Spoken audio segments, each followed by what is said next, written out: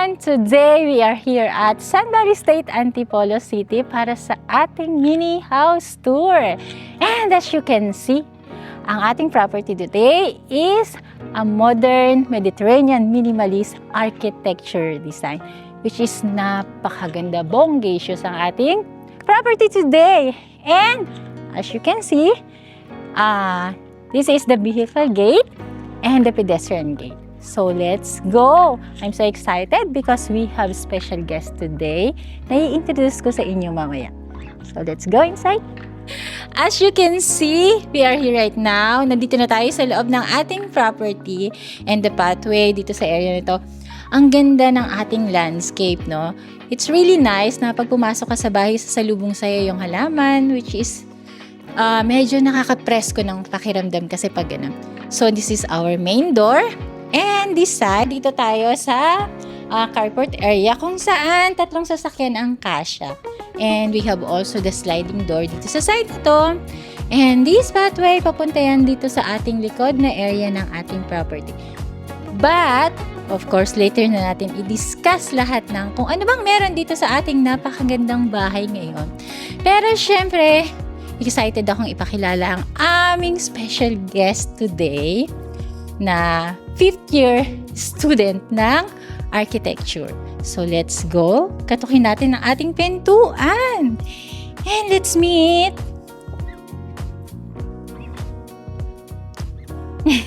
Miss Kasumi. So here we are. Didiscuss niya sa atin ang ano bang meron dito sa ating property today. Thank you, Ms. Presi. Again, I'm Kazumi Lau, an 5th year architecture student. So, as you can see, thank you, Ms. Presi, for introducing the house, exteriors, and explanation of the landscape architecture. Okay, bale, as you can see, welcome tayo sa ating 3.2 meters door, wooden door. Dito sa interior to, pagpasok mo, meron na kayong 2 types of living room, which is you can see, meron tayong 2 types of sliding door. Na welcome tayo dahil ang house natin, trivia, ang house natin is facing west. Which means this is dito yung east side, so yung sunrise. So sa oras ng tag-init is hindi sobrang init ang dating dito sa loob. At the same time, ang hangin natin ay saktong pasok na pasok, kaya very good ang paglagay ng maraming doors and windows at the same time. So now let's proceed dito sa ating spacious living room. Dito you can put an L-type sofa or preferably leather type with a similar color para same tayo dito sa ating accent colors na color brown or light brown. You can also put an accent chairs or side chairs if you want. Then, dito yung malaking TV na pwede sa inyo habang, relaxing and watching movies with your children or your other family relatives.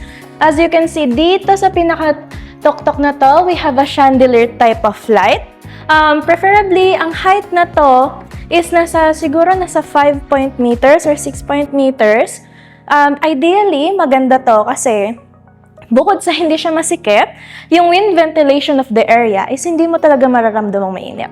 So, after the living area, we have the stairs to our 2nd and 3rd floor. Makikita nyo na pinaka-accent dito sa Mediterranean design is yung type of wood. Ideally, mukha siyang kahoy, pero for safety precautions, ginamit nila itong steel with the painted of, you call this wood type of metal paint para dun. So you can see, ito yung hagdan natin with the modern style. After the living room, of course, sunod natin ang dining and ang kitchen area. Makikita nyo, meron tayong ditong lamp light na 3 with the same color of our interior designs. Yon. Next would be the kitchen area. Of course, hindi mawawala ang island counter. Meron tayong style of marble type tiles na saktong-sakto sa design natin with the color accent na meron ang Mediterranean. Ano nga ba ang Mediterranean? Para ma-inform kayo, ang Mediterranean, umiikot siya sa colors with light brown. So you can see the woods. At the same time, yung type of lighting natin, hindi siya basta color white lighting. It gives the cozy and warm light na meron kayo dito. Maganda rin ngayon sa cabinets natin, so wala kayong makikitang handlebars. But you can easily open it dito lang sa ilalim. So you can see meron siyang spacious type. Sinagad natin ang cabinets hanggang ceiling para iwas na rin sa linis ng tuktok ng cabinet kapag hindi ka ganun katangkad. So kasi may introduce kayo dito sa sink type natin, na meron tayong actually tawag na method design dito is yung triangular. Triangular is dito yung sink mo, preferably dito ang refrigerator or dito somewhere. Tapos dito ang cooking area mo, nakaharapin mo ang magandang bintana for more than ventilation na hindi lang kayo aasa dito. Okay, let's proceed now to the other rooms na meron tayo dito sa ground floor area. Ito yung isang other room na ideally maid's room siya kasi meron siya ditong hanging clothes at the same time working station. Pero maganda rin siya as an option for another workspace area. You know why? You can put here a lounge chair or any resting chairs that you want. Tapos ideally meron kang working space dito. At the same time meron kayong view nitong outdoor swimming pool natin for more relaxing if gusto mo ng alone time or more tahimik na area para magtrabaho.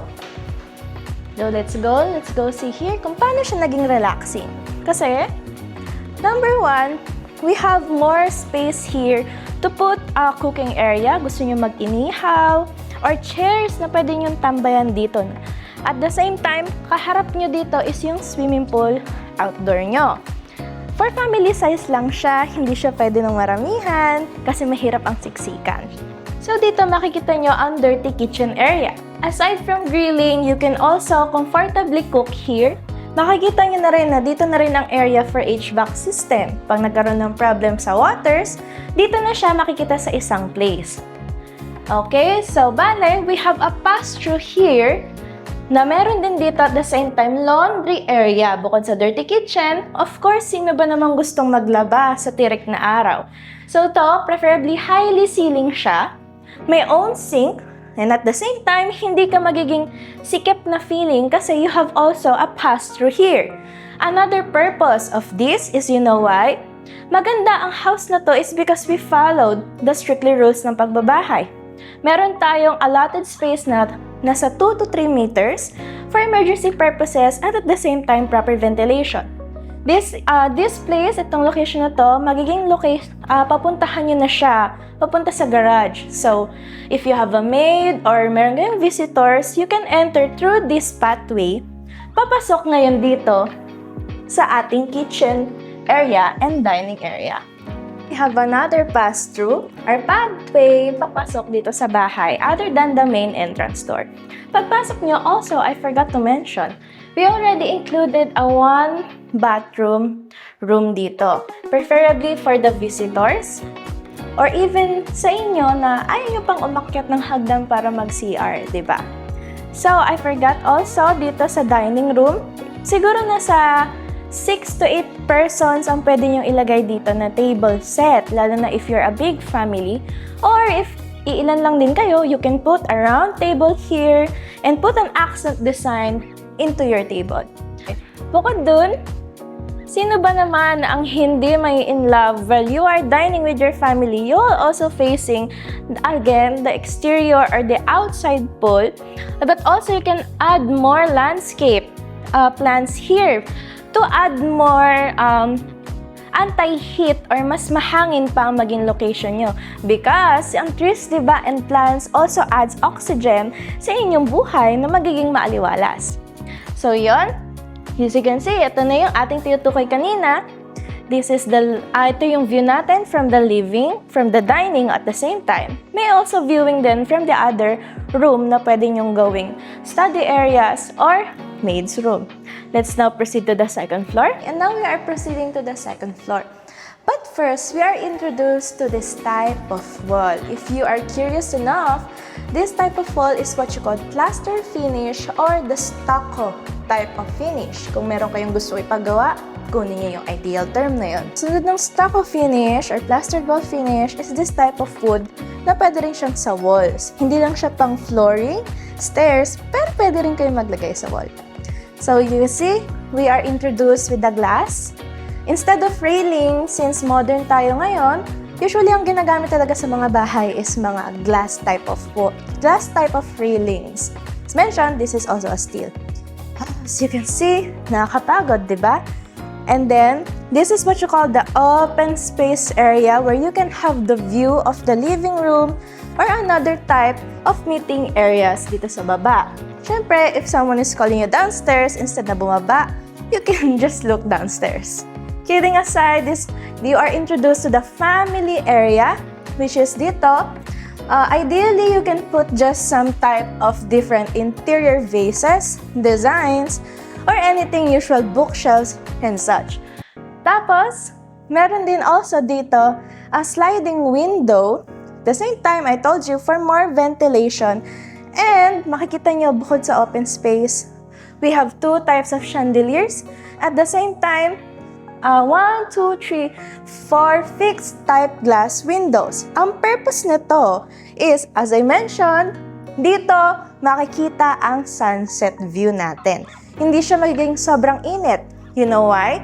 Kasi yung type of glasses na ginamit dito is what you call a two-way type mirror. Kumbaga, yung reflection ng sun is hindi siya tatagos basta-basta inside. Let's proceed now to our bedrooms. Pagdating nyo dito, may introduce na sa inyo ang master bedroom natin. Pag sinabi mo master bedroom, isa ito sa pinakamalawak na room natin. You can put here a queen-size bed or a king-size bed. Introduction with the two lights. Instead of one light, we use a lamp light type na meron din kayo dyang LED strip light. Also, ito, makikita nyo, pwede kayo mag-input ng TV or ng computer set na meron kayo. Also, as you can see for the ceiling, meron tayong resize type light and LED strip light for more cozy and warm feeling. You can see dahil meron kayong bintana, you can also put a high wall curtain here for more modern style design. Not only that, bago kayo pumunta ng CR, of course, we girls love to take care of ourselves with quality. Ito ang ating walk-in closet. You are introduced with a different type of cabinets, with ito open glass type door for you to put more clothes na gusto nyo may nakahanger, may nakatiklop. At the same time, meron ditong cabinet for your accessories. Para hindi siya exposed, pero at the same time, malinis pa rin siyang tignan. Dito, you can put your any types of shoes or pabango or preferably kung anong gusto nyong interior or gusto nyong ilagay sa gamit nyo. Ito ang pinakagusto ko sa bahay na to. So you can see, this is the CR of the master's bedroom. You will be introduced into a shower area na meron siyang separated glass wall or glass shower para hindi masyadong kalat sa inyong sahig. Introduced also ang dalawang lababo natin na makikita nyo marble type ang ginamit nila to coordinate with the Mediterranean architectural style design. Ito naman, makikita nyo, hindi siya fully cement na counter for more future purposes na pwede nyong gawan kung anong gusto nyong gawing cabinet under. So, bali ito is considered as bedroom number 1. Makikita nyo dito, pwede kayong mag-put ng one single bedroom or two types na bedroom or bed natin. Makikita nyo na meron na siyang study area. Ideally, maganda ang ginawa dito because kaharap siya ng window. So, sa mga gustong magtipid sa kuryente, you already have a natural lighting na pwede nyong gawing source of light nyo na, and at the same time, nakakasipag mag-aral kapag nga naman maliwanag at maganda at maaliwalas ang tapat ng bintana nyo. This one bedroom also has a CR. Ideally, nasa 1.8 meters by 2 meters lang siya. One shower and of course, one toilet and toilet bowl. Tapos meron na kayong sariling closet dito na pwedeng, if mahilig kayong mga figurines or show off your shoes and collections, that is the purpose of the glass. Also, another cabinet for more storage. Let's proceed. This is bedroom number 2 dito sa ating second floor. May introduce ka agad dito sa ating plastered stucco finish accent wall natin sa bedroom na to. Also, pwede kayong maglagay dito ng single bed or two types of bed na pwedeng 2 persons. Ito, at the same time, may own cabinet siya, own bookshelves, or any type of designs na pwede niyong ilagay. At the same time, ang ceiling natin with all the bedrooms that you see is what you call the recessed type ceiling na makikita niyo may strip light na siya. FYI, this is not a cabinet, but this is a column design nitong wood na to. Para hindi rin naman masyadong boring ang ating room natin, di ba? Meron na rin siyang own study room, own study table, na may own ditong cabinet na matatago niyo yung iba niyong gamit. Very minimal, di ba?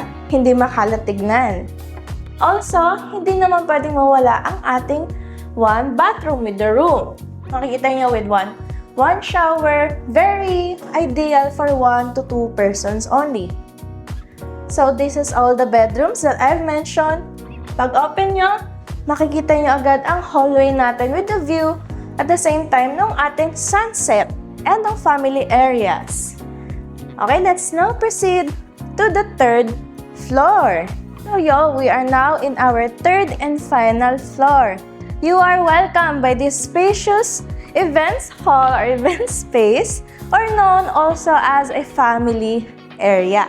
Dito, pwede kayong maglagay ng anything extracurricular activities. Pwede kayong maglagay ng lounge areas for gaming area if you want, or even a gym area. Kung ayaw nyo masyadong lumabas, you can also do your exercise here.